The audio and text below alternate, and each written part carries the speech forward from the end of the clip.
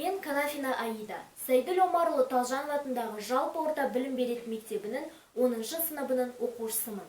Абай сабырсыз арсыз еріншек. Сабырсыз арсыз еріншек, көрсе қызар, жалмауыз. Сорлы қазақ сол үшін алты бақан, алауыз. Өзін өзі күндейді, жақынын жалған міндейді. Ол арсыздық белгісі. Ұятсынбай, ойланбай, қой дегенге тіл алмай. Іс қылмай ма ол кісі?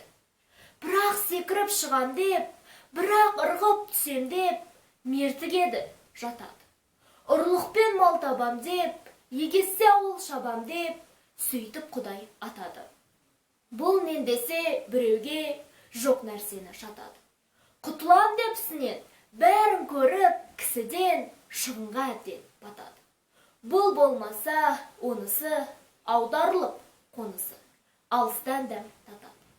Қызмет қылып мал таппай, ғылым оқып ой таппай, құр үйінде жатады. Ел қыдырып ас ішіп, еркек арын сатады. Бала шаға ұрғашы үйде жара қатады. Еңбегі жоқ еркесіп, бір шолақпен серкесіп, пысық деген ан шықты. Бір сөз үшін жау болып, бір күн үшін дос болып, жүз құбылған салт шықты. Пысық кім деп сұрасаң, қалаға шапса дем алмай, өтірік арыз көп берсе, көргендерден ұялмай, сыбырдан басқа сыры жоқ, шаруаға қыры жоқ. Өтірік өсек мақтанға, ағып тұрса бейне су, ат шапаннан кем көрмес. Біреу атын қойса қу нәпсісін тыя алмай, берекеге қас болса, желіктірген айтаққа арақ ішпей мас болса, ел тыныш болса азады, ерігі бөле жазады. Үйде отырса салбырап, түзге шықса албырап, кісіні көрсе қылжандап, қалжың шылсып ыржандап, өз үйінде қипандап, кісі үйінде күйтандап. Ақылы бар кісіні ғайбаттайды, даттайды. Ауқаты бар туғанды қайырсыз ит деп жаттайды.